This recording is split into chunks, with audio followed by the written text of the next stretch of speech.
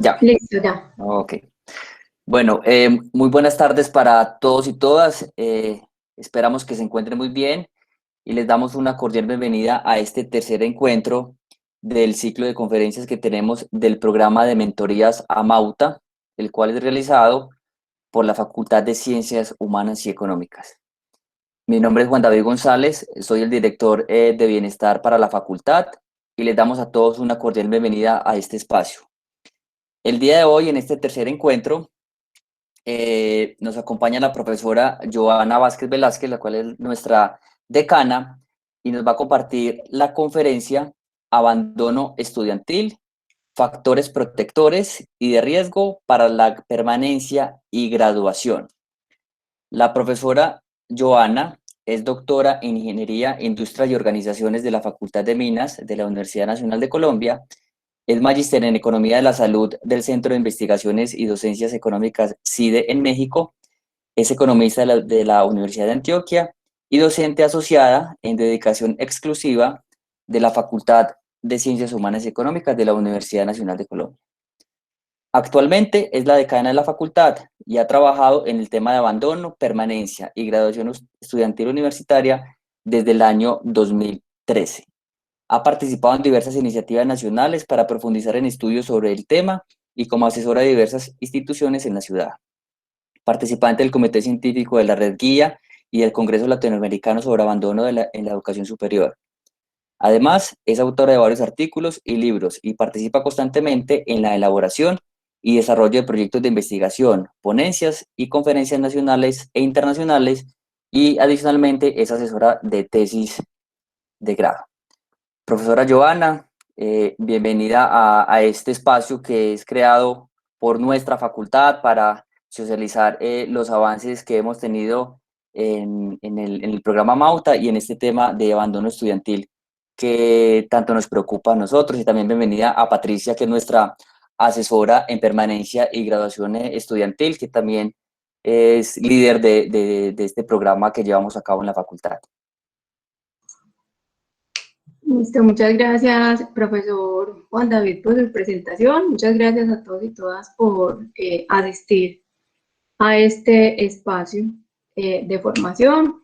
Un saludo muy especial a los estudiantes, a los profesores, a profesores de nuestra institución, a profesores que se vinculan de otras instituciones de la ciudad. Y también a directivos de nuestra universidad. Bueno, en este espacio que tenemos muy cortico, voy a contarles mi experiencia en el estudio del tema de abandono, permanencia y graduación estudiantil. Como bien les dijo el profesor Juan David González, es un tema que trabajo desde el año 2003, entonces he aprendido un poco. Entonces voy a contarles como toda la ambientación teórica asociada con este tema y luego a mostrarles unos indicadores de la interpretación pues, de los indicadores básicos para la Facultad de Ciencias Humanas para que luego entremos a una ronda de preguntas. También saludo muy especialmente al profesor Juan David Montoya, que está por aquí, nuestro vicedecano académico de facultad, la profesora María Elena, coordinadora del área de prácticas y pasantías. Entonces voy a compartir pantalla y voy a compartirles pues la presentación que tengo preparada para este espacio. Entonces, bueno, este es el tercer encuentro de AMAUTA. AMAUTA es un programa que creamos en la facultad. Es un programa de mentorías con el fin de intervenir como en estos factores de riesgo asociados a la permanencia y graduación estudiantil. Los programas de mentoría pues se crean, digamos, de forma paralela a los programas de tutorías y ambos pues apuntan a diferentes objetivos. Nuestro programa AMAUTA inicia este año, tenemos varios estudiantes ya interesados y digamos actores en todo este proceso de mentorías con estudiantes de primer ingreso en nuestra facultad. Entonces, bienvenidos a todos los estudiantes que hacen parte como de esta iniciativa y que le apuestan, digamos, a esta estrategia para tratar de disminuir estas tasas de abandono al interior de la facultad. Entonces, digamos que para darles una ambientación teórica, quiero contarles que todo el tema del estudio de abandono estudiantil generalmente se conoce con el nombre de deserción estudiantil, pero luego se migra al término de abandono para no darle, digamos, una connotación muy asociada a todo este tema del ejército, las Fuerzas Armadas, cuando hablamos de deserción. Entonces se migra la palabra deserción a la palabra abandono, digamos que en parte por las implicaciones semánticas que implican estas palabras y también por las connotaciones teóricas alrededor de lo que es una deserción y de lo que es un abandono. Entonces podríamos hablar de deserción si estamos hablando en términos generales del sistema de educación superior del país. Entonces un estudiante que abandona realmente todo el sistema de educación superior, podríamos definirlo como un estudiante que deserta, pero un estudiante que abandona un programa o que abandona una institución, pero sigue dentro del sistema de educación superior, entonces ya adquiere otra connotación y por eso lo estamos llamando abandono. Entonces, todo este tema del estudio del abandono estudiantil a nivel universitario, digamos que ha pasado por diversos enfoques. Podemos identificar el primero que da en 1930 1970. En 1930, pues es como el rastreo, el primer documento relacionado sobre abandono estudiantil, y básicamente se concentra en los Estados Unidos y todas estas problemáticas derivadas de la Gran Depresión en este país y la salida masiva de estudiantes del sistema educativo. En estos primeros trabajos que se rastrean en esta primera época, pues se trabaja un enfoque psicológico, y en este enfoque psicológico el poder encontrar esos factores que generan riesgo para la permanencia de los estudiantes en la universidad están asociados básicamente a los estudiantes, a los temas de habilidades y motivaciones individuales. Es decir, que finalmente recae sobre las características del estudiante todos los factores de riesgo. Y por eso es que en estos primeros estudios se hace una analogía de la deserción con el suicidio. Entonces, asumiendo unos trabajos que propone Durkheim por allá en Francia en 1800, donde define el suicidio como una situación a la que se enfrenta un individuo, pero que luego no es capaz de terminar, ¿cierto? Entonces, o de seguir en sus metas. Entonces, en estas primeras investigaciones, pues se asocia como toda esta teoría del suicidio y genera, digamos, unas controversias ahí bastante importantes. Luego, entre 1970 y el año 2000, cuyo principal exponente es Vincent Tinto, también de los Estados Unidos, se genera como otro enfoque que podríamos denominar un enfoque sociológico, y en este enfoque sociológico ya se vincula todo este tema de las características individuales de los estudiantes, pero a su entorno institucional. Entonces ya vienen como unos factores asociados a las instituciones y otros al estudiante que van a definir esos factores de riesgo para la permanencia y para la graduación. Digamos que a partir de ahí empieza a generarse como toda la estructura que nosotros conocemos ahora de estos ambientes sociales y académicos que posibilitan o imposibilitan que un estudiante que tenga y que ingrese a una institución de educación superior logre pues su título. En esta época, entre 1970 y 2000, hay una proliferación gigante de estudios, no solamente teóricos, sino que también empieza como toda la profundización de análisis empíricos para comprobar si estas teorías y todas esas hipótesis que surgen desde los enfoques psicológicos y sociológicos, pues finalmente logran probarse a través de datos que se levantan a nivel de las instituciones. Y también aparece toda una amalgama de acciones e intervenciones a nivel institucional para poder mitigar esos efectos adversos que desde la institución promueven el abandono. Pero además, digamos que se cambia el enfoque y se concentra, digamos, en que son las instituciones las encargadas de reducir las tasas de deserción y las tasas de abandono. Desde el año 2000 hasta hoy, hasta esta época, entonces prevalece lo que denominamos el enfoque interaccionista y vincula, digamos, estos dos enfoques previos, el psicológico y el sociológico, con variables de los estudiantes, con variables institucionales, y aparecen, digamos, ya hay como otra vez el giro hacia los factores individuales, pero en contextos territoriales y en contextos institucionales. Y surgen unas apuestas de análisis bastante importantes asociados con la motivación y la persistencia de los estudiantes y todo lo que conocemos hoy con el nombre de engagement académico o con sus sinónimos que han sido múltiples. Ahora estaba leyendo también que están tomando el engagement como el enganche que tienen los estudiantes hacia sus programas y hacia las instituciones. También hablamos de compromiso y también hablamos de participación. Se han como articulado estas tres palabras a una sola. Y digamos que las investigaciones recientes le apuntan a todo el tema del compromiso y cómo logramos las instituciones que los estudiantes se enganchen en ese proceso de formación para que permanezcan y logren pues el objetivo de graduación.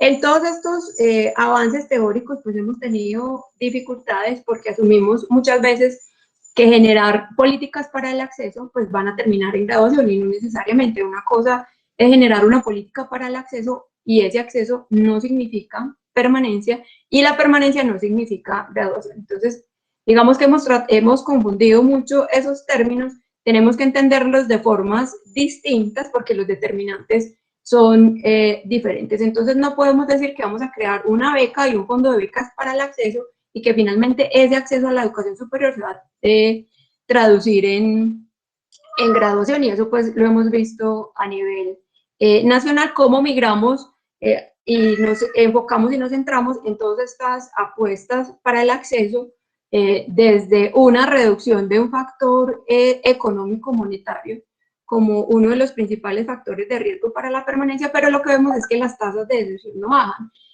Por allá en el 2003 teníamos que por cohorte las tasas de deserción eran del 50%, es decir, que cada 100 estudiantes que ingresaban a una institución de educación superior, 50 no terminaban. Para el 2016 estas tasas eran del 46% y según un informe del Banco Mundial en 2018, Colombia tenía una tasa de deserción y abandono por cohorte del 42%. Y era el segundo país en América Latina con tasas de abandono más altas. Eso significa que pese a todos los esfuerzos que se han realizado a nivel nacional y a todos los recursos monetarios que se han invertido para promover el acceso vía becas o subsidios o créditos condonables, pues estas tasas permanecen sin muchas variaciones. Pero también vimos unas modificaciones a nivel nacional de cómo las instituciones de educación superior comenzaron a asignar recursos y a organizar servicios y oportunidades de aprendizaje para los estudiantes a nivel de los campus presenciales y cómo se organiza todo este sistema alrededor de los programas de bienestar estudiantil como el eje articulador para la integración académica y social de nuestros estudiantes, pero vuelvo y repito, lo hicimos en un marco de presencialidad. Nunca nadie se imaginó que íbamos a estar en estos momentos, en estos marcos y en estas estrategias de enseñanza remota, mediada por tecnología, donde digamos que van a cobrar significancia otros esfuerzos que hagamos para mantener enganchados y comprometidos a nuestros estudiantes en su proceso de formación. Y las dificultades además asociadas a este tema es que, digamos, los programas de bienestar a nivel institucional en todo el país se concentraron en lo que nosotros denominamos integración social, pero un poquito se deja relegado todo el tema de la integración académica, que es, digamos, la apuesta teórica más importante en todo este avance del estudio de la deserción, el abandono estudiantil. Y es que logramos disminuir las tasas de abandono si propiciamos un contexto y unos escenarios donde se permita a los estudiantes la integración social y la integración académica. Pero a nivel nacional se desvincula la integración social de la integración académica y lo social jalonado principalmente por las actividades de bienestar. Y luego vemos cómo actualmente, al final pues les cuento, cómo logramos otra vez enganchar estas dos actividades o estos dos frentes de integración que tradicionalmente se han mantenido separados a nivel nacional. Y además tenemos pues el reto de procurar que estos recursos, organizar estos recursos y estas oportunidades de aprendizaje ahora ya en ambientes de enseñanza remota. Y lo que nos proponen los autores pues, más reconocidos en esta teoría es que no solamente es importante pensarnos en la participación, en la integración, sino también en la comunidad, en la experiencia y en la asociación. Porque encontramos estudios bastante interesantes que nos presentan que es mejor estar acompañado en estos procesos de aprendizaje. Y por eso es que los programas de mentorías en todo este contexto de acompañamiento de estudiantes con estudiantes, es decir, acompañamiento par, pues generan esos resultados que nosotros estamos esperando en términos de los factores protectores para la permanencia. Entonces viene y aparece todo este tema de la integración, la comunidad y la experiencia y la transmisión generacional de esos conocimientos y de esos factores protectores entre los estudiantes pares, y por eso es que cobra como tanta importancia todos esos esquemas de mentorías que estamos implementando en varios espacios, no solamente a nivel nacional, sino a nivel internacional.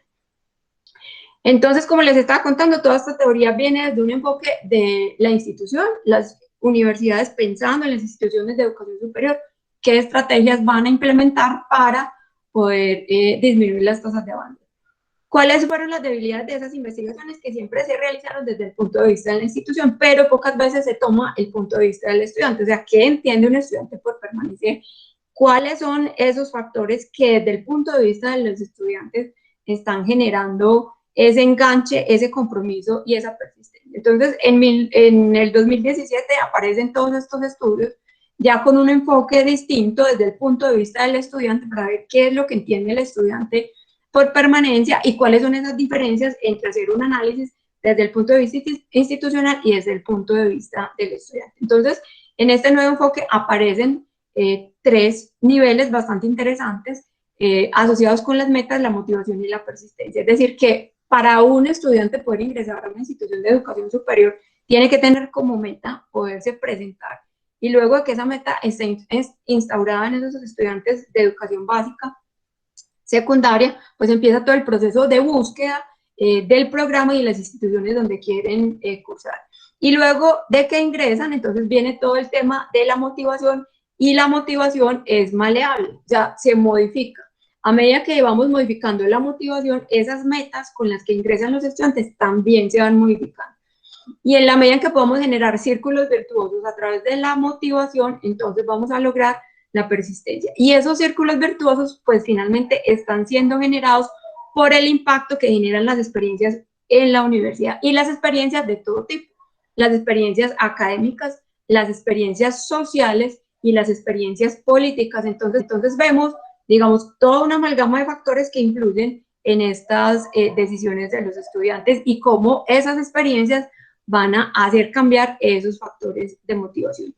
Y dentro de la motivación, lo que hace que esta motivación cambie, pues son básicamente tres factores, que son la autoeficacia, el sentido de pertenencia y la percepción sobre el currículo. Es decir, que aquí ya bajamos como del nivel de la institución al nivel de programas y al nivel del aula, porque es en el aula de clase donde se genera el valor agregado, y donde es en el aula, de clase donde se van a generar y se van a propiciar todos estos espacios para la integración académica y social. Es decir, todo lo que se promueve desde las vicerrectorías académicas o las direcciones académicas y desde bienestar institucional, pues finalmente se ve materializado en las aulas de clase, y es así, en este espacio donde el docente interviene, donde se pueden evidenciar estos factores de riesgo y protectores de forma más clara. Cuando hablamos de autoeficacia, esa autoeficacia se refiere a la percepción que yo como individuo tengo para poder solucionar problemas y para poder llegar a resultados que espero en diferentes contextos. Entonces, yo sé que soy eficaz resolviendo problemas, o soy eficaz realizando tareas si logro realizarlas de forma exitosa. Y es muy importante en este proceso de poder instaurar dentro de los estudiantes, digamos, la conciencia de autoeficacia, porque la autoeficacia no es un proceso heredado. La autoeficacia es algo adquirido y se adquiere con estas experiencias universitarias.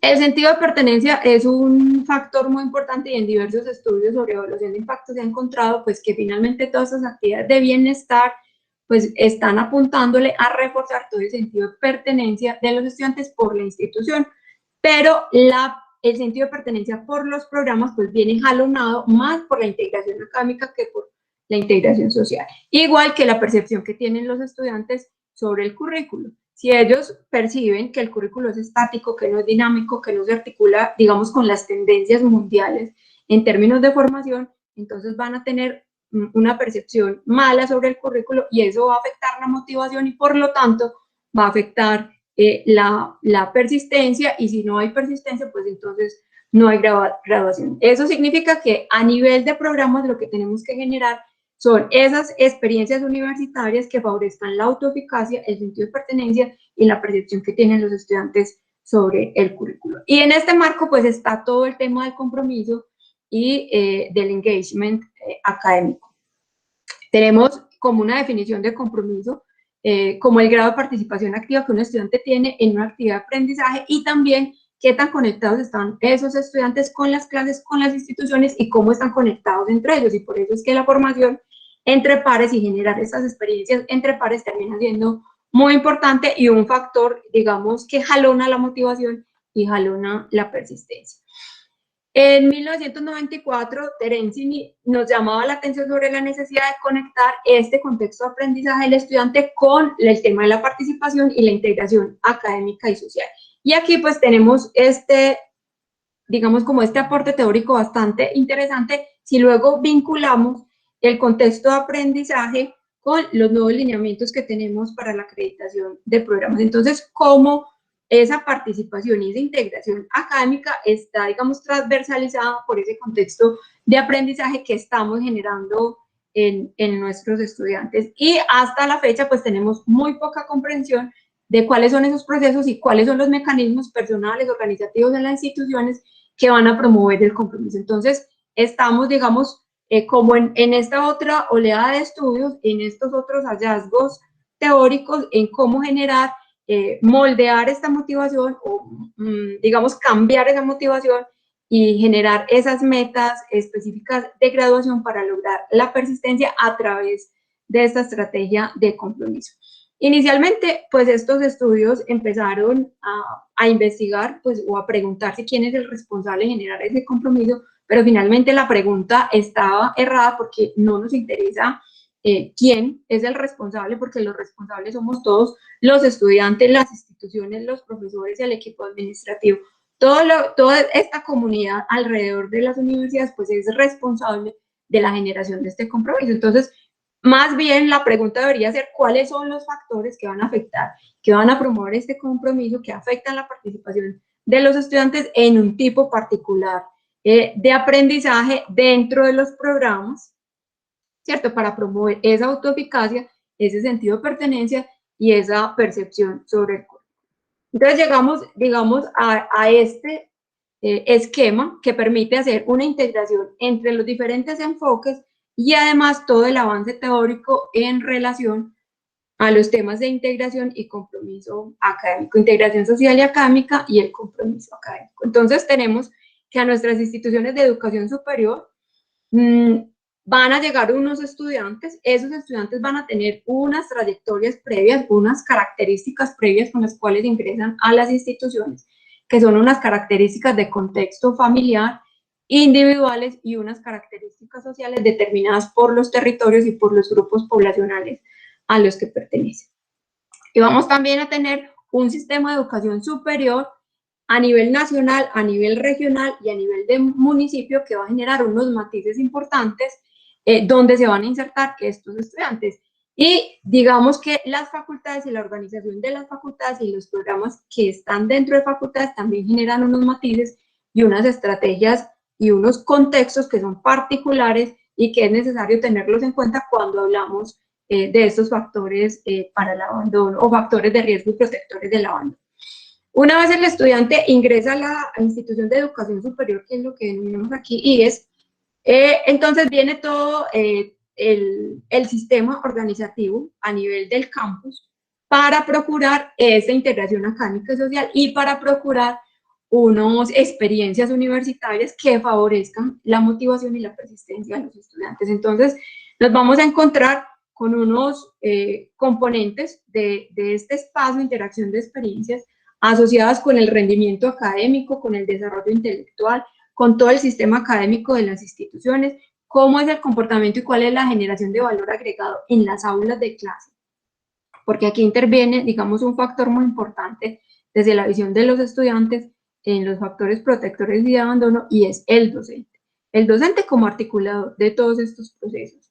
El sistema social y el territorio en el cual está inmersa la institución de educación superior y la interacción que tienen los estudiantes en grupos, en los grupos sociales, en los grupos académicos y con los miembros de las facultades.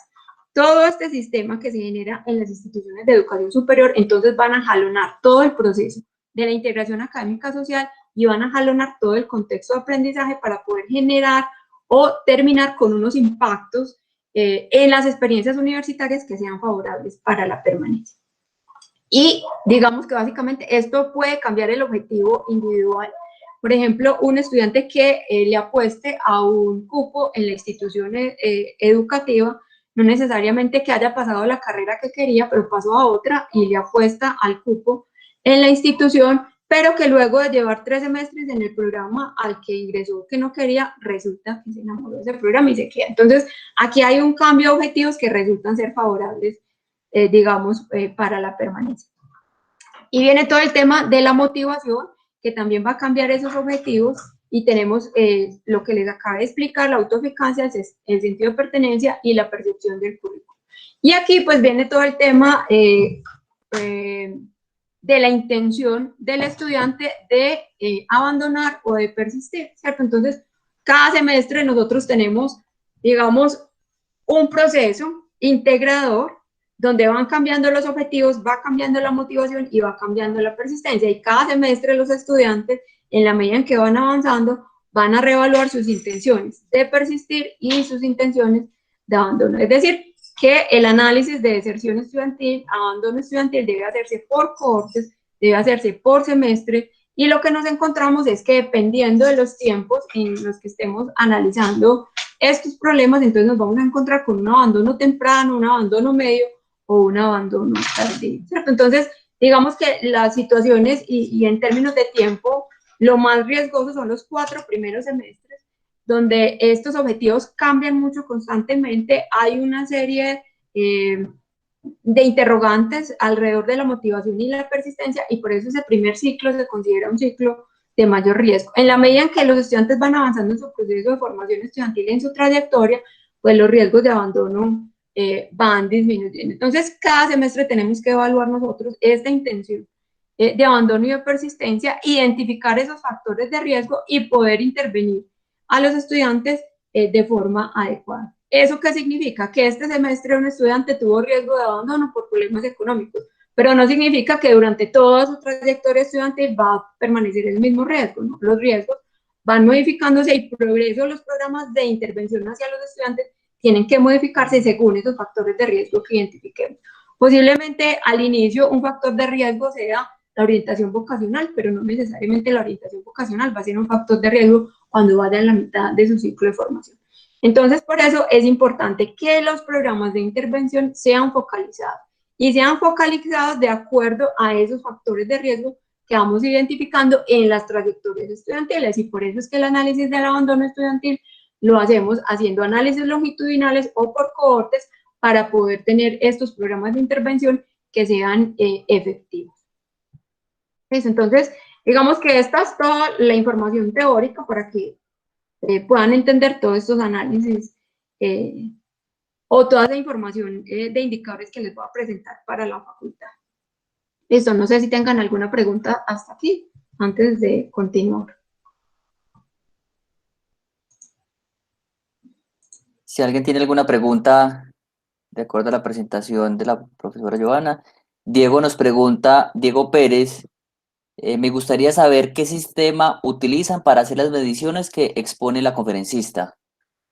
Bueno, aquí todavía no hemos hecho mediciones, este es un análisis bibliométrico, hicimos para toda esta presentación teórica, pues yo utilicé un método de rastreo de información, es un análisis sistemático metanarrativo, y lo que hago es buscar información por categorías de artículos publicados de acceso abierto, y a partir de saturación de categorías obtengo pues como toda la información teórica que les estoy presentando. Pero ya cuando vaya presentando los indicadores les voy contando cómo se hace ese cálculo. ¿Listo? Muchas gracias. ¿Alguien más tiene alguna pregunta? Nos preguntan Julián Alejandro Gallego, profe, ¿qué tan profundos han sido los análisis que se han hecho en Colombia sobre deserción, o mejor sobre abandono? Bueno, resulta que los primeros análisis que se hicieron en Colombia los hicimos en, bueno, Universidad AFIT, Universidad de Antioquia, digamos que fueron los primeros que se hicieron. En la Universidad de Antioquia, por allá en el 2003, hicimos un trabajo que era el primero que se hacía con panel de datos para hacer análisis sobre deserción, utilizando modelos de supervivencia. Ese análisis lo hicimos con dos facultades que eran las que presentaban mayores tasas de deserción. En esa época hablábamos de deserción, eran la Facultad de Ingeniería y la Facultad de Ciencias Económicas. Luego, el Ministerio de Educación Nacional conoció ese trabajo y quiso implementar un análisis para todo el país, y se hizo una convocatoria a nivel nacional, pero además de ese análisis, el ministerio quería generar un software que permitiera hacer esos análisis periódicos a nivel nacional. Y esa convocatoria se la ganó la Universidad de los Andes, el equipo que trabajamos en la Universidad, entonces quedamos como interventores de ese proyecto, y a partir de ese trabajo surge Espadíes, que es un software para el análisis de la deserción estudiantil a nivel nacional. Estuvo con varias modificaciones muy interesantes hasta el 2016, luego en 2016 tuvo una pausa y luego se lanza otra vez Espadíes con información sobre abandono estudiantil. Y yo creo que sí hemos hecho, digamos, avances,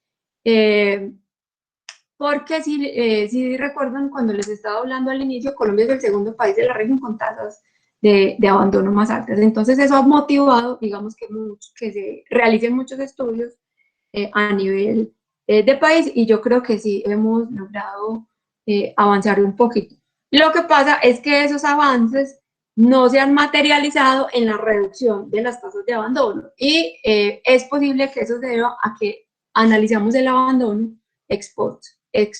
Es decir, que miramos los factores que intervienen cuando ya el estudiante se fue, y no estamos en el marco de alertas tempranas para prevenir el abandono. Entonces yo creo que, digamos, nos falta ir hacia el otro lado, no tanto estudiar por qué se van, sino qué es lo que tenemos que hacer para que no se vayan. ¿Cuáles son esas alertas y esos mecanismos de alertas tempranas que tenemos que implementar para evitar el abandono? Ok, muchas gracias. Profe, hay otras preguntas, pero me gustaría que las dejáramos para el final para que avanzara en la presentación. Listo. ¿Te parece? Entonces, Vale. continúa. Bueno, entonces, estos datos que les voy a presentar son datos para la Facultad de Ciencias Humanas y Económicas. En la sede hicimos un diagnóstico sobre permanencia, abandono, permanencia y graduación estudiantil, con datos a 2019 para todas las facultades en pregrado y posgrado. Aquí les presento parte de la información. Esta está actualizada a 2022 para la facultad. Son datos para el pregrado. ¿Listo? Entonces, en este gráfico lo que tenemos es el número, o más bien las tasas de estudiantes admitidos en relación a los cupos ofrecidos, el número de estudiantes matriculados en relación a los cupos, el número de estudiantes matriculados en relación al número de admitidos, y lo que denominamos deserción precoz. ¿Qué es una deserción precoz? Es un estudiante que es admitido a una institución de educación superior, pero no se matricula. Es decir, no genera el proceso de matrícula, y ahí vamos a tener unas sillas vacías. Muchas instituciones tienen estrategias para disminuir el impacto y el efecto de esa deserción precoz por sillas vacías, y generan como políticas de segundo y tercer llamado con el fin de generar, digamos, cumplir con todos los cupos que se ofrezcan.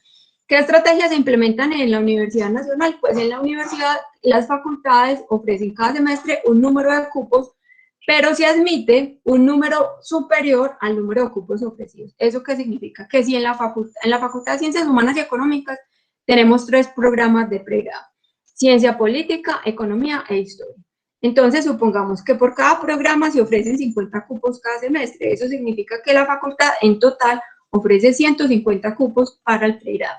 ¿Qué hace la universidad? Admite 200 estudiantes. ¿Para qué? Para disminuir el efecto de sillas vacías, es decir, de estos estudiantes que no se matriculan. Entonces, tenemos un número de estudiantes admitidos que supera el número de cupos, pero luego tenemos que mirar cómo es el comportamiento de los matriculados, no en relación al número de cupos, sino al número de admitidos, porque ya sabemos que el número de admitidos sobre cupos va a superar el 100%, y por eso ven estas barritas aquí naranjas que están por arriba del 1. Es decir, que generalmente se admite un número de estudiantes superior al número de cupos. Aquí tenemos un caso particular, y es en el semestre 2021-1, donde el número de estudiantes admitidos no fue superior al número de cupos.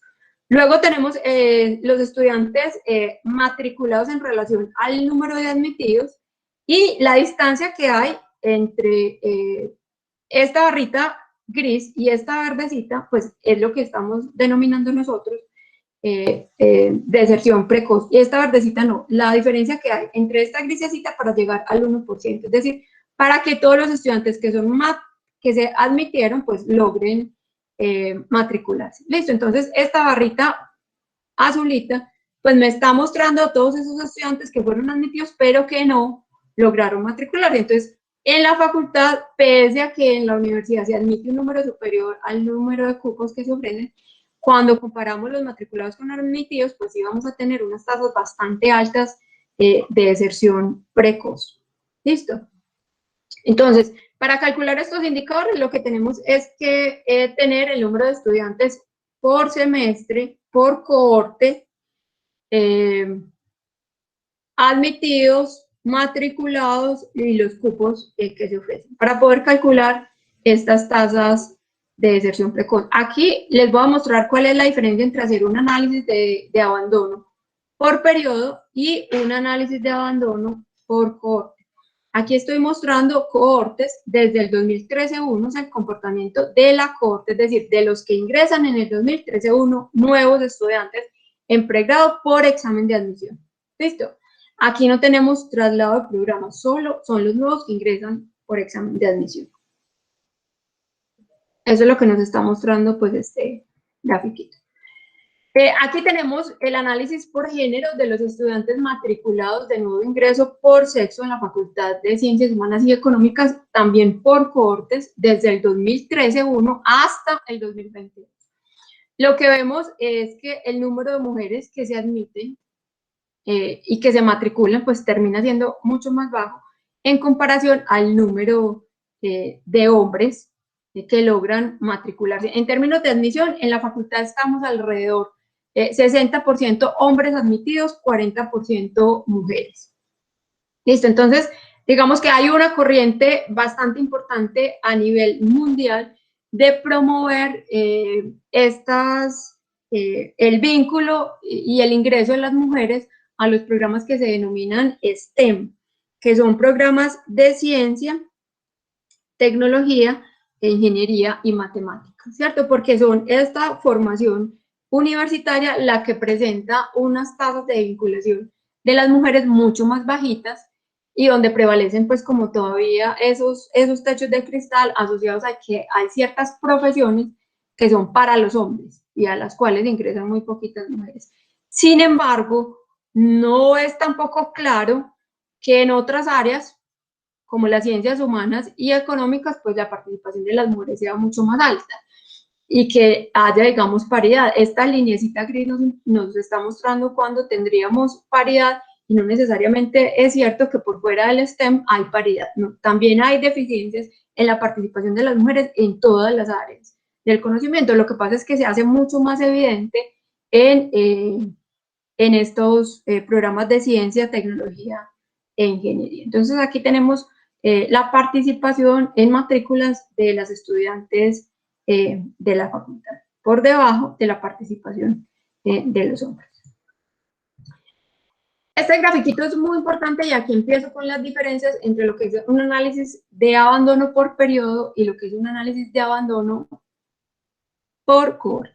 Aquí vamos a hacer un análisis muy simple de lo que es abandono por periodo. Y ojo, porque hay interpretaciones muy a la ligera de datos absolutos, sin ningún tipo de análisis y sin ningún tipo de filtro, que generan mucho ruido y que son muy perjudiciales para poder implementar programas. Voy a tomar un semestre de referencia para poder hacer el análisis. Entonces, lo que estoy mostrando aquí es el número de estudiantes en cada periodo para la facultad, el número de estudiantes matriculados cada periodo. Entonces, en el 2013-1 teníamos 900 estudiantes, 2017-2, 904 estudiantes en la facultad en pregrado, ¿cierto? Es el total de estudiantes matriculados. Y aquí están los nuevos, los viejos, los de reingreso, los de doble titulación, todo el mundo. ¿Listo? Entonces, voy a tomar de referencia para el análisis este periodo 2019-1.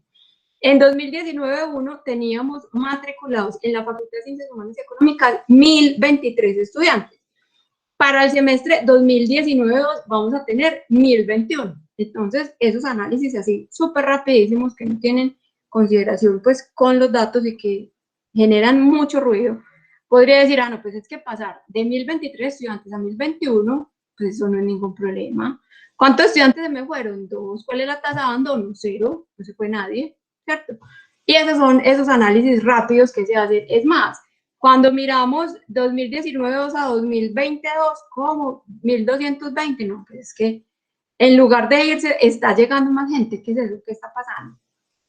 Aquí no tengo 2021 porque ese dato es un poquito difícil de manejar, entonces tenemos ahí como todavía ese espacio para poder involucrar estos datos. Entonces tenemos 2019-1, 1.023 estudiantes. Resulta que en el 2019-1 se nos graduaron 48 estudiantes de pregrado.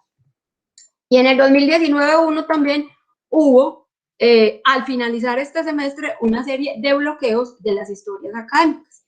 Entonces, para quienes no conocen, digamos, particularidades de la Universidad Nacional de Colombia, es importante aclararles que en la universidad los estudiantes tienen derecho a 2 reservas de cupo de matrícula consecutivas. Es decir, los estudiantes pueden permanecer 2 semestres académicos consecutivos o no consecutivos sin hacer matrícula, pero eso no significa que son estudiantes que abandonan.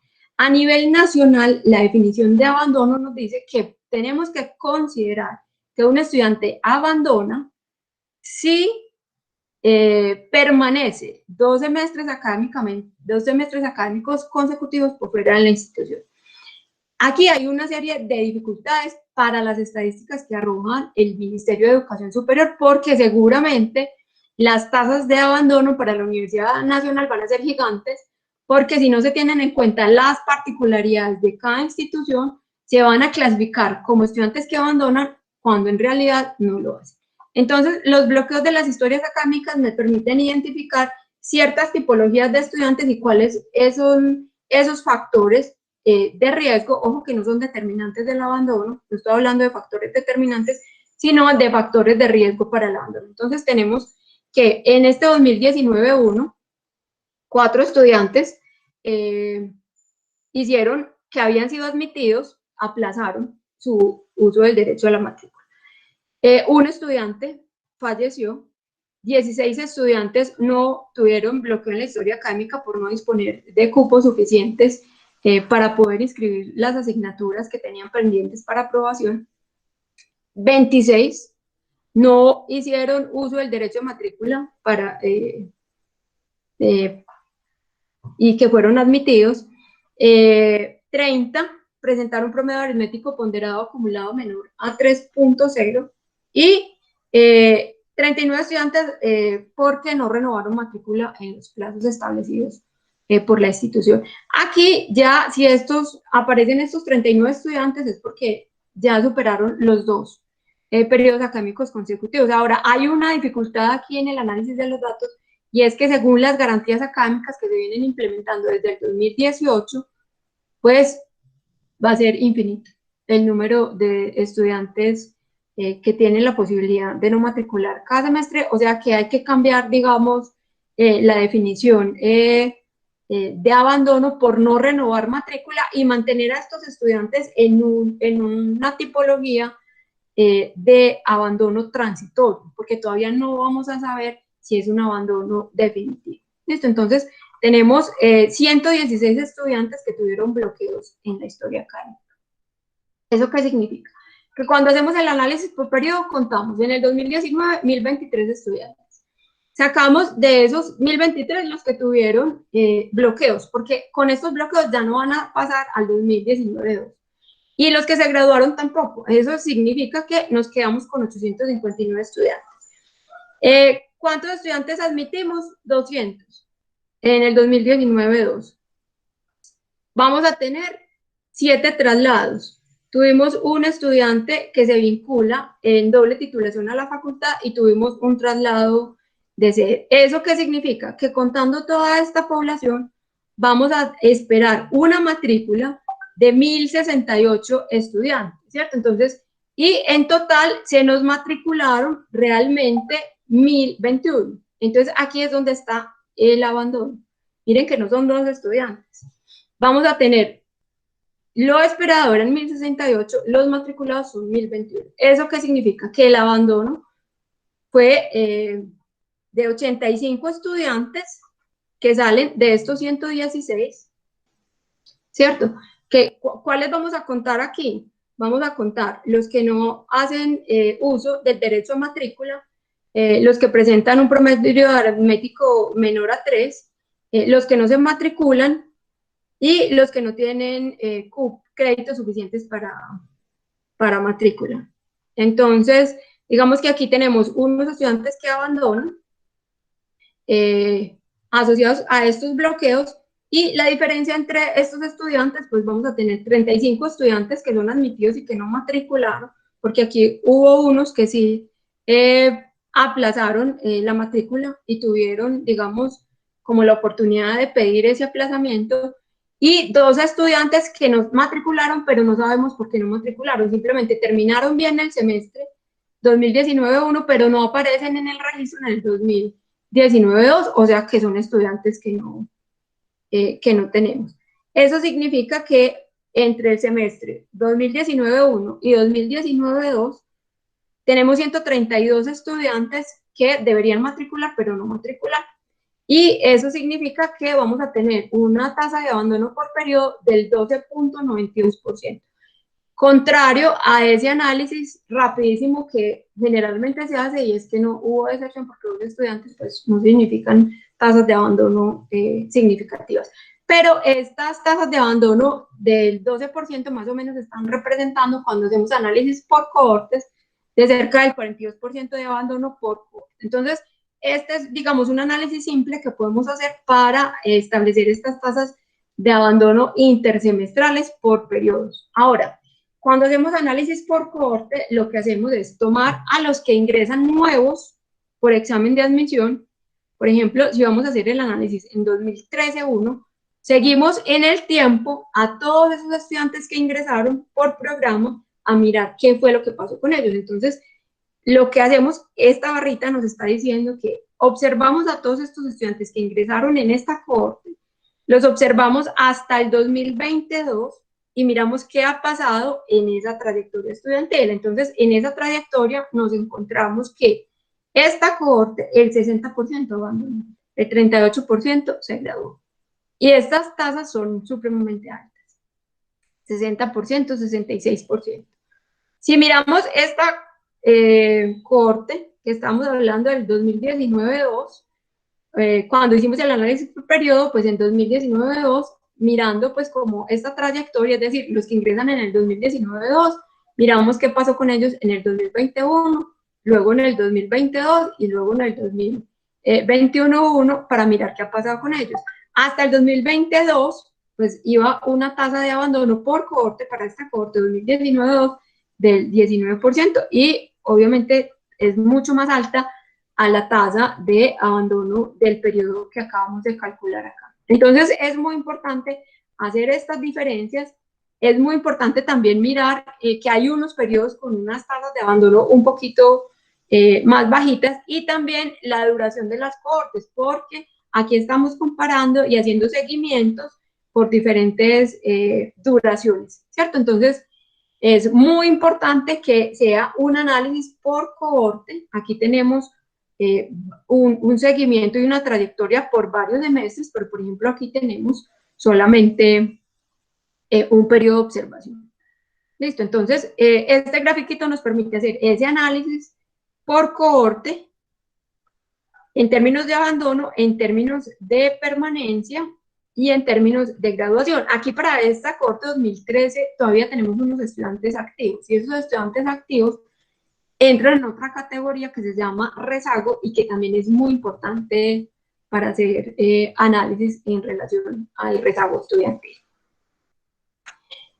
Y las tasas de abandono, pues las podemos clasificar dependiendo del momento en el que se presente el abandono.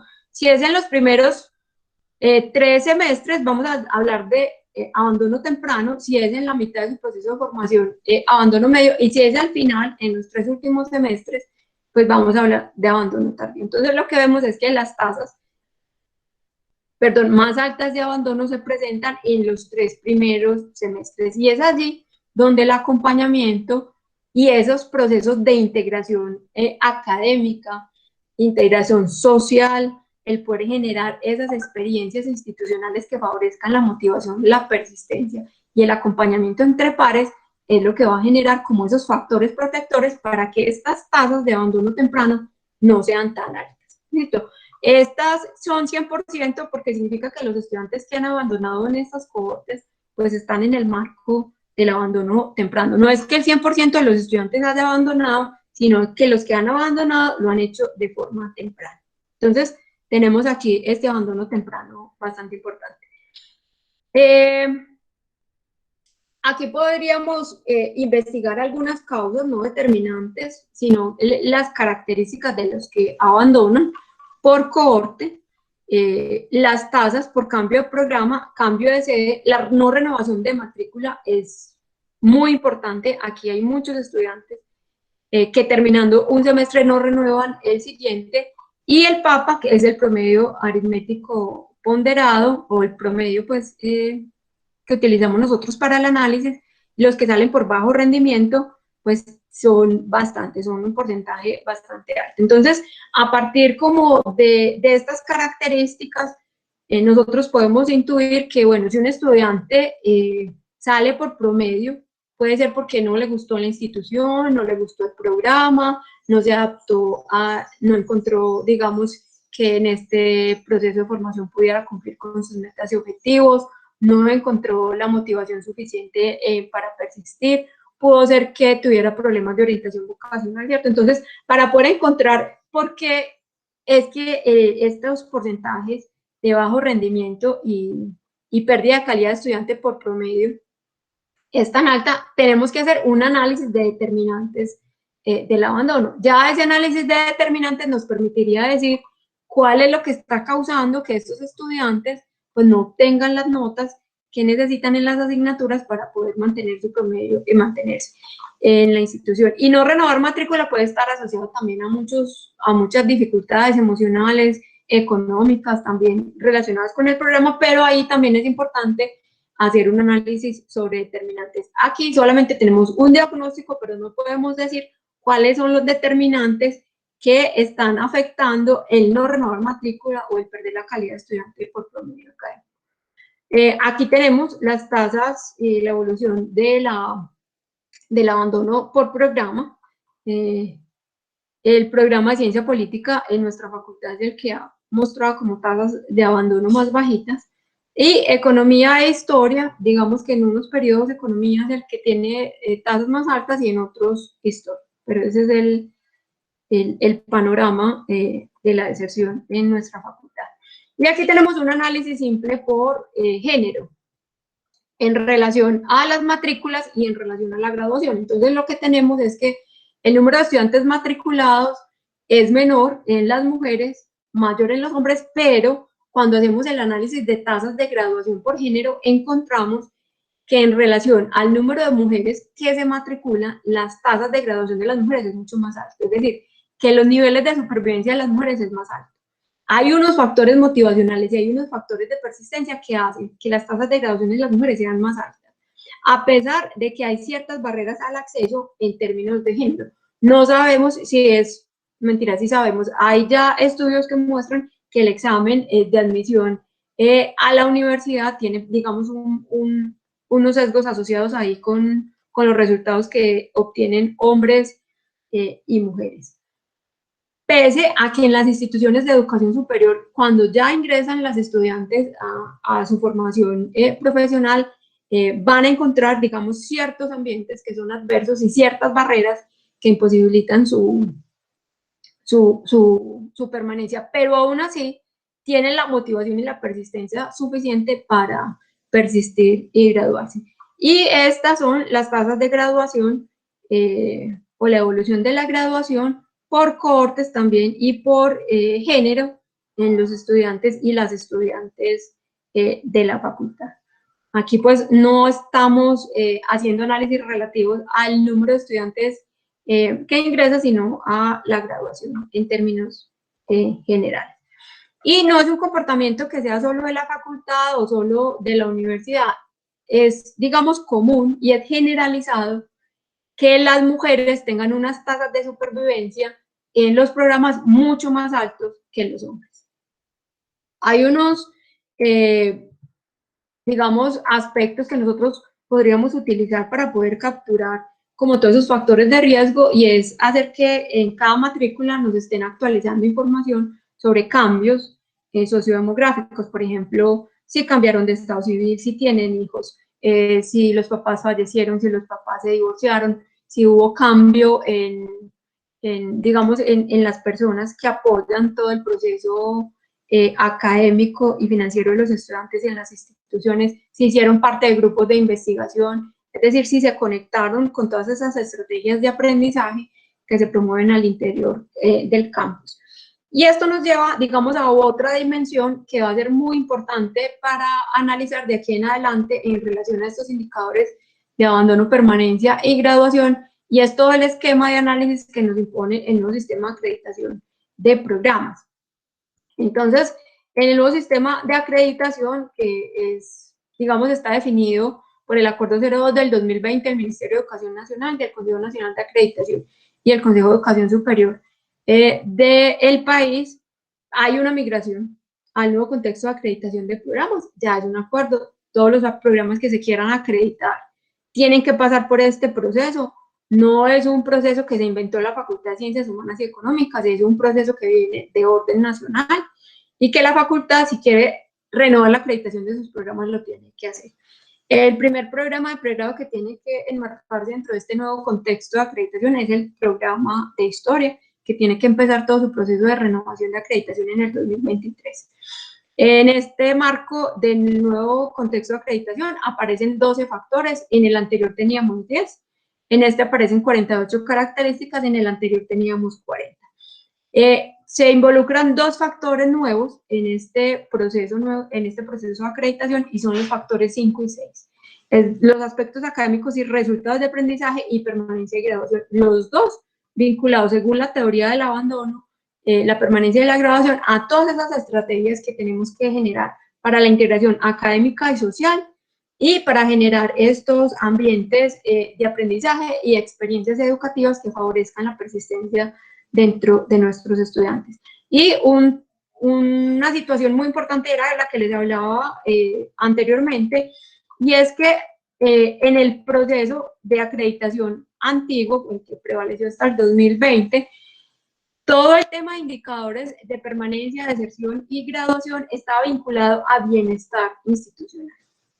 Pero ahora sale como un componente aparte el tema de permanencia y graduación, y muchas instituciones a nivel nacional y a nivel de ciudad ya han separado todo el tema de bienestar de todo el tema de permanencia. Entonces tenemos, por ejemplo, EAFIT ya tiene unos programas ahí bien estructurados, bien separados, Bolivariana, Colegio Mayor, Universidad de Antioquia, ya tienen separados como todas esas estrategias, siguiendo muy de cerca una guía que publicó el Ministerio de Educación Superior en el 2015 para la gestión de la permanencia y la graduación estudiantil. Entonces, estos dos factores que ingresan nuevos están estrechamente vinculados, según toda esta teoría de permanencia y graduación estudiantil. Y aparecen, digamos, unos retos bastante importantes en relación a los resultados de aprendizaje. Es este nuevo contexto nacional, digamos, que toma toda la experiencia chilena, una experiencia de 20 años en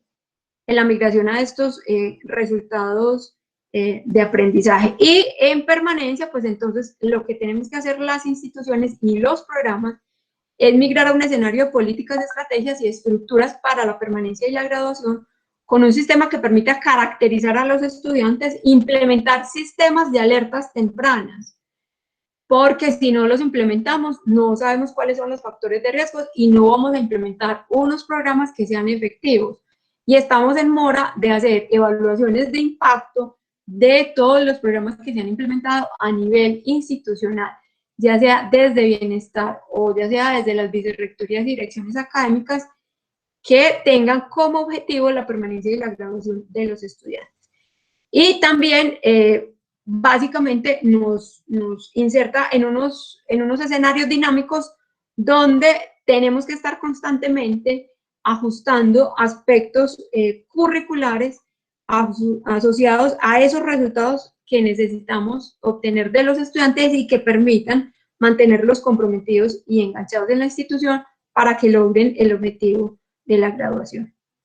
En términos de resultados, aquí explícitamente se habla de resultados de aprendizaje, pero los resultados de aprendizaje son uno solo de los componentes, porque tenemos diversos componentes de resultados de aprendizaje por competencias, los resultados de investigación, innovación, desarrollo tecnológico y creación, y aquí es muy importante todo el tema de la vinculación de los estudiantes a proyectos y a estrategias de investigación, y también la forma en que se articulan los objetivos misionales. La extensión y la cultura. Entonces, si se dan cuenta, dentro de todo este amalgama de factores que tenemos que evaluar en el nuevo contexto de la acreditación, los resultados de aprendizaje son solo uno de los múltiples cambios que tenemos que hacer a nivel de programas para poder generar no solo permanencia y graduación, sino también para tener programas de calidad según estos nuevos lineamientos del CNA.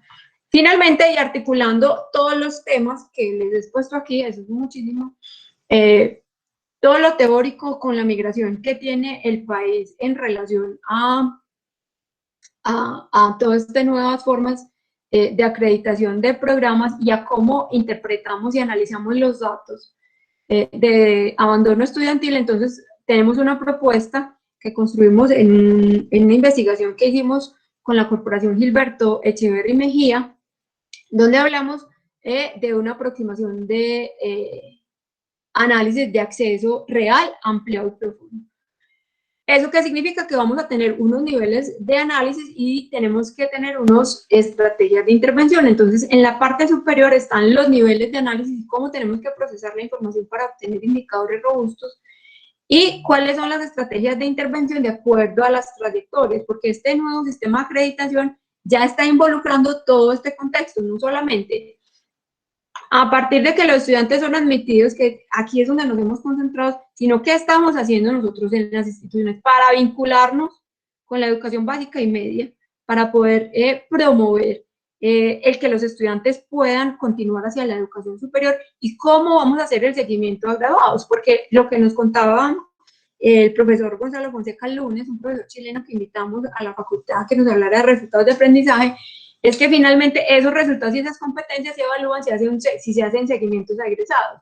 Si no se hacen seguimientos a egresados, pues entonces no vamos a poder saber cuáles fueron los resultados que se obtuvieron y cuáles son las modificaciones que tenemos que hacer al interior de los programas.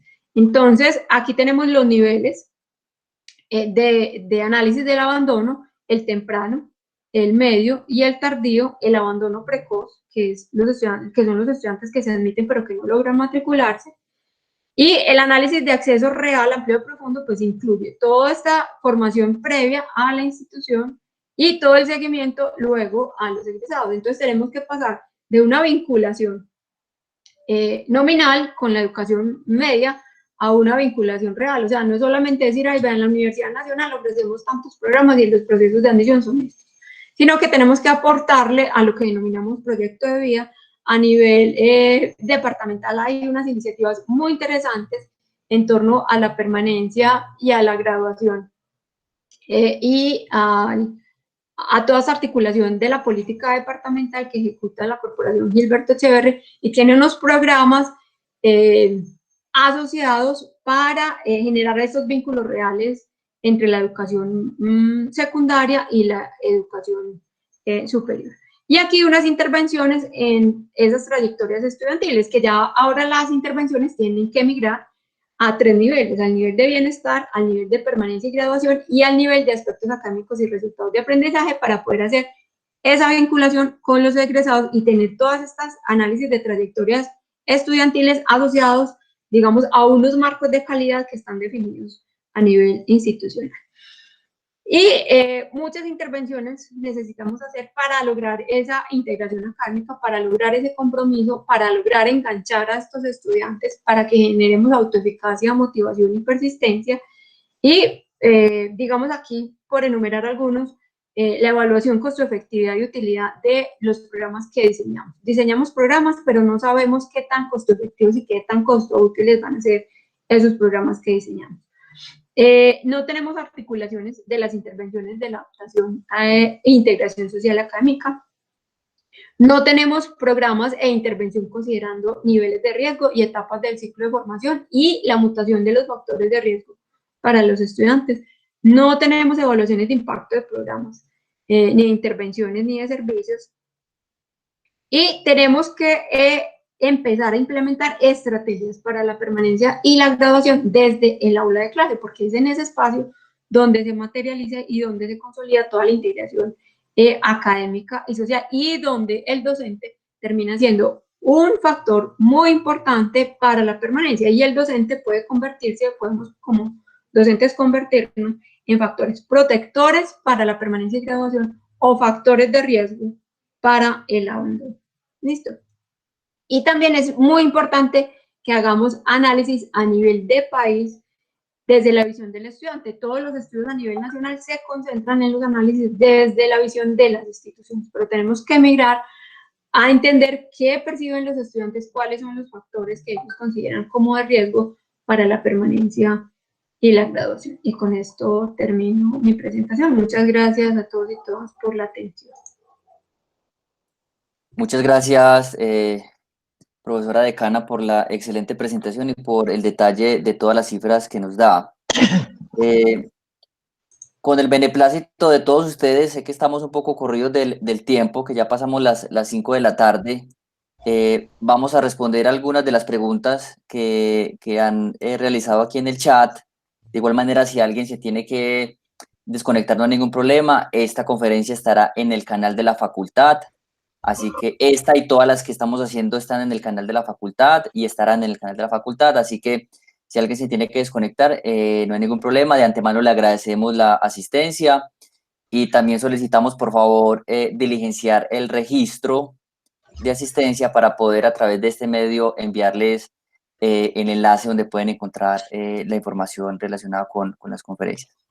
Entonces, voy a empezar desde la última que nos han realizado. Voy a leer también algunos comentarios. Mauricio Sánchez Puerta nos dice: es importante seguir la línea que señala Joana porque las evaluaciones de resultados e impacto figuran como transversales a todo el modelo de aseguramiento de la calidad. Muchas gracias a Mauricio por el comentario. Pregunta Alejandro Hernández: ¿la deserción es mayor en los programas de regionalización? Sí, sí. Cuando hablamos de, generalmente, digamos, a nivel de ciudad, cuando hablamos de regionalización, como nos remitimos a la Universidad de Antioquia, ¿cierto? Con esos programas regionalizados. Pero a nivel de universidad nacional, hay unas sedes que digamos, tienen unos procesos de formación de sus estudiantes hasta ciertos semestres. Y luego vienen a las sedes andinas. La Universidad Nacional tiene, digamos, a nivel de país, 9 espacios de formación, unos que son direcciones y otros que son sedes, y en estos espacios se forman estudiantes hasta tercer semestre y luego migran a las sedes andinas. Esos estudiantes son estudiantes PEAMA, que nosotros denominamos PEAMA porque tienen un proceso de admisión especial, y en ellos, y así como en la Universidad de Antioquia, en los programas regionalizados, las tasas de abandono son muchísimo, muchísimo más altas, porque con estos estudiantes no solamente hay unos factores de contexto que no analizamos, cuando ellos tienen que migrar a las ciudades y a interactuar en esos espacios de ciudad que son más complejos, entonces tendríamos que tener ahí otros factores que están generando riesgo para la permanencia y la graduación. Entonces, sí, en esos programas las tasas son mucho más altas. Ok, muchas gracias, profesora Joana. La profesora María Elena Saldarriaga tiene levantada la mano. Profe, ¿quiere realizar alguna pregunta? No sé si se, buenas tardes a todos. No sé si es una pregunta fuera de contexto, pero no sé por qué me cayó esa pregunta. Es la siguiente: los estudiantes ahora se pueden retirar cuando quieran y no pierden créditos y pueden cancelar. A mí me parece que eso es una alcahuetería, pues para mí no, y que eso incide mucho en que el estudiante entre y vaya yo creo que la decisión también tiene que ver un poco que no hay ninguna exigencia, pues no se trata de ser una educación militar, pero sí como con cierta exigencia, pero eso tan flexible, eso no afecta a los niveles académicos. Pues es una pregunta que me llegó, no sé. Pues todavía no hemos evaluado qué tanta afectación tenemos, pero sí es un estudio que se tiene que hacer. Y sobre todo cuando hablamos de esos contextos es porque, digamos, cada corte tiene como unas especificaciones distintas y unos contextos en los que se insertan diferentes. Entonces, por ejemplo, los estudiantes que empezaron en el 2018-2 no han tenido, por decirlo así, en la Universidad Nacional en la sede de Medellín, un semestre normal, porque en el 2018 tuvieron todos los, 2018-2019, todo el paro por la movilización social, y 2020 por pandemia, ¿cierto? Entonces, es una corte que ha enfrentado como muchos procesos y muchas dificultades, y hay que analizarla en ese contexto. Los estudiantes que ingresaron en el 2021 pues son unos estudiantes que ingresan en plena pandemia, que les tocó la transición inmediata a la educación remota. En el siguiente semestre 2021 van a llegar a su cuarto semestre, o sea que ya tenemos, digamos, un seguimiento de cohortes para poder hacer análisis de deserción temprana, pero también todo el tema de rendimiento académico, porque todo este tema de las garantías académicas nos inserta en un escenario completamente distinto y todo hay que, digamos, considerarlo, y por eso es importante hacer el análisis por cohorte, porque cada cohorte tiene sus particularidades y hay que considerar como todos esos contextos en el análisis, sobre todo para luego poder hacer intervenciones. Gracias. Muchas gracias, profesora Joana. Le recordamos a los asistentes, por favor, diligenciar el registro de asistencia, dado que para nosotros es muy importante estar en contacto con ustedes. Siguiente pregunta de Carolina Mira Fernández. Profe, tan amable, ¿me recuerda cuáles son los factores protectores en la universidad? Pues esos factores, para poder hacer análisis de factores protectores, tenemos que tener ese análisis de determinantes, pero teóricamente nos podemos aproximar como a esos factores protectores, y es toda la vinculación que tenemos con los estudiantes a través de los diferentes programas. Entonces, por ejemplo, AMAUTA se concibe, o todo este programa de mentorías se concibe como un programa que favorece la permanencia y la graduación de los estudiantes. Todos los programas dentro de bienestar universitario, todos los apoyos en tutorías con los grupos de estudio autónomo, todos esos programas que se implementan se hacen, digamos, con el objetivo de tener esos factores protectores para la permanencia. Pero solo sabremos cuáles son realmente cuando hagamos un estudio de determinantes. Ok, muchas gracias. Profesora Leonardo Arbeláez Giraldo nos pregunta, buenas tardes, dentro de sus análisis y seguimientos, ¿han logrado evaluar, creería yo que esa es la palabra que quiero utilizar, ha logrado evaluar mayores tendencias de abandono desde el enfoque de género? No, digamos que lo que hemos hecho en la facultad y que realmente no se ha hecho en muchos otros espacios, ni de la universidad, ni de la ciudad, es poder hacer estos análisis de matrícula, de permanencia, de graduación por género, y también estamos haciendo unos análisis relacionados con los docentes, es decir, la evaluación que hacen los estudiantes de los docentes y la clasificación por género de la evaluación que hacen los estudiantes, y cómo esas evaluaciones que nos permiten identificar, digamos, unos grupos entre hombres y mujeres, cómo se van consolidando a nivel de las profesoras como esos factores protectores para la permanencia de los y las estudiantes. Entonces estamos haciendo como esos análisis también por el lado de los docentes. Ok, muchas gracias. Osman Rodrigo Arcila nos pregunta, buenas tardes, ¿podrían ampliar por favor lo de los docentes como factores protectores y cómo lo han abordado en la Universidad Nacional? Muchas gracias. Pues a través de esas evaluaciones que hacen los estudiantes en el sistema de evaluación docente. Hay unas preguntas, pues hay una calificación cuantitativa y una información cualitativa en la evaluación que hacen los estudiantes.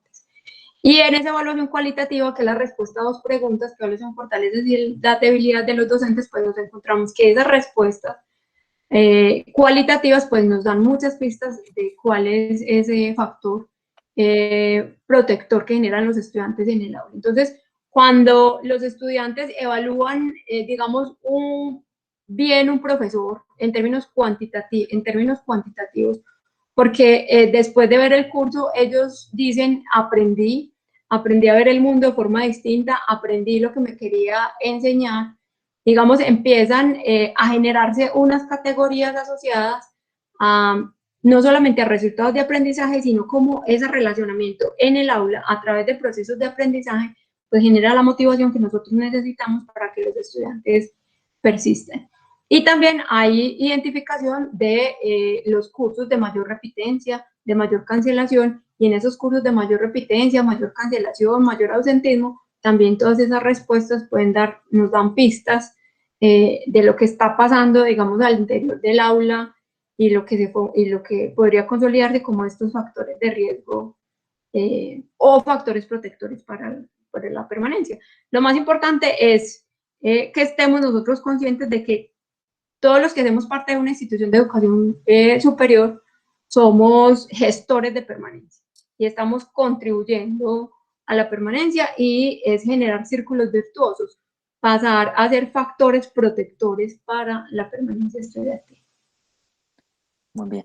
Profe, la última pregunta que tenemos es, la realiza Diego Pérez. Diego nos pregunta, dentro de las estrategias, ¿las facultades o diferentes programas tienen alguna responsabilidad o todo lo centralizan ustedes? Es que yo no entendí esa pregunta. No sé si Diego, porfa, nos puede, si Diego todavía está conectado y nos podría, por favor, ampliar un poco el contexto de la pregunta. No, yo creo que Diego ya no está. Diego ya no está.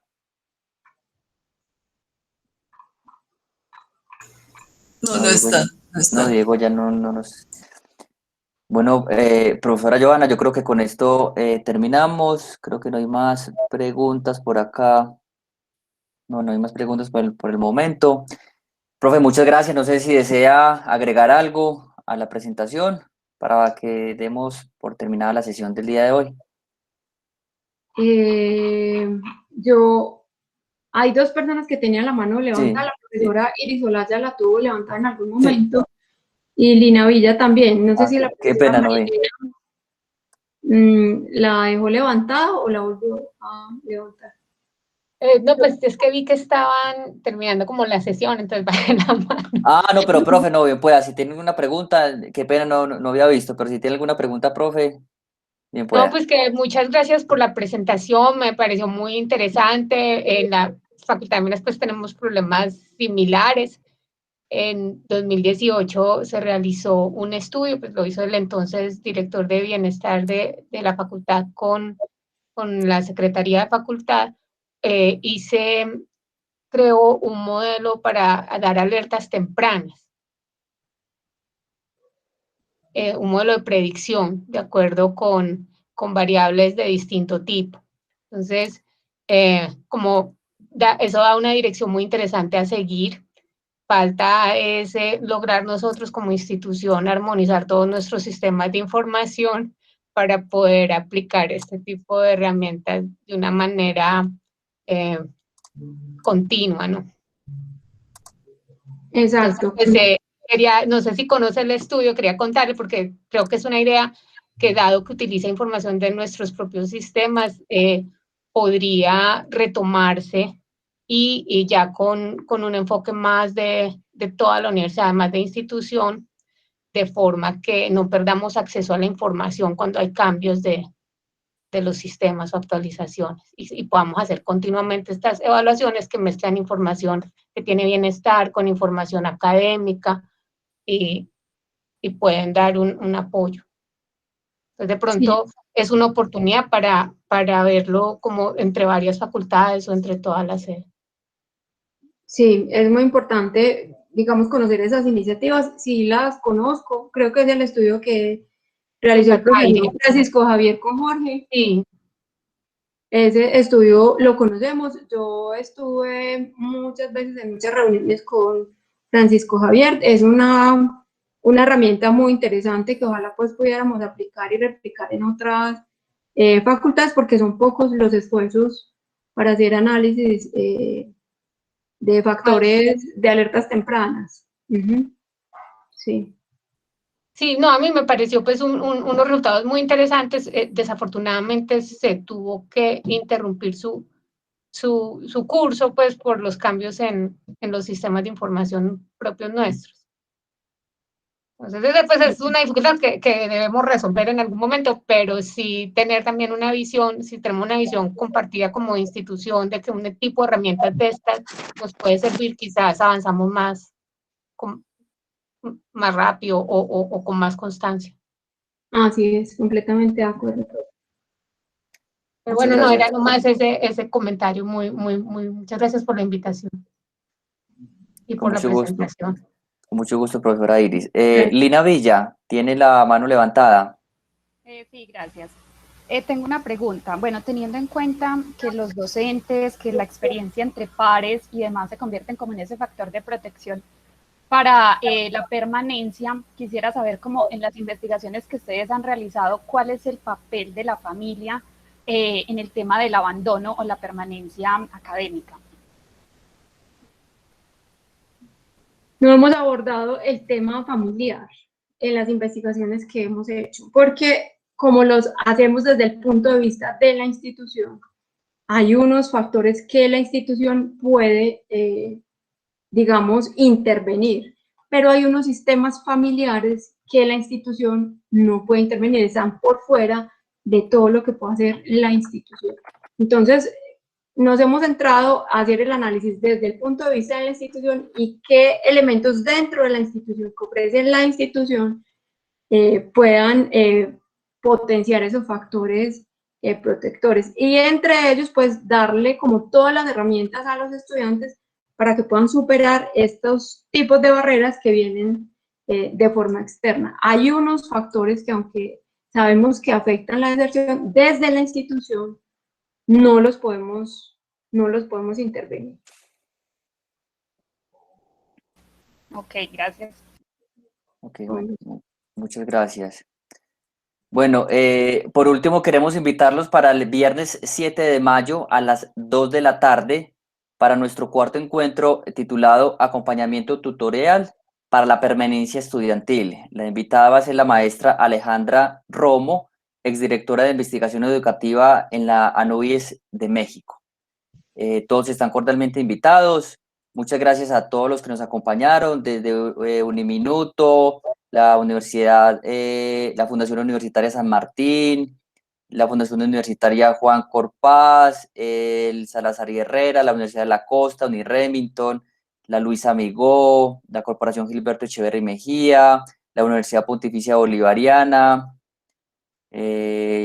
a todos los profesores de la facultad también que nos acompañaron, a los profesores tutores que estuvieron conectados, a las profesores de la Facultad de Minas, de la Universidad EAFIT, de la Universidad de Medellín, Universidad de Antioquia.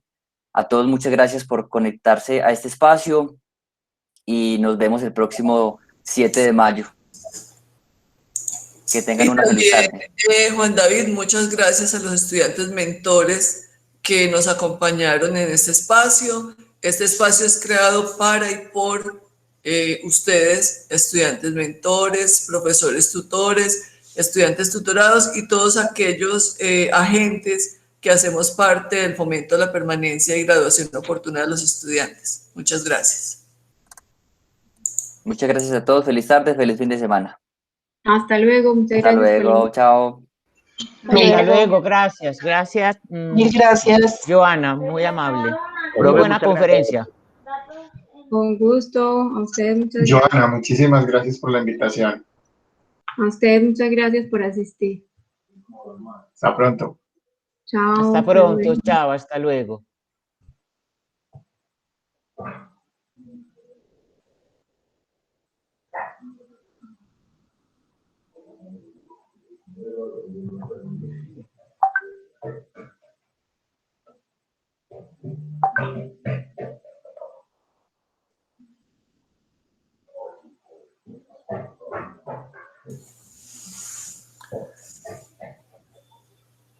Juan, ¿ya puedes apagar la grabación?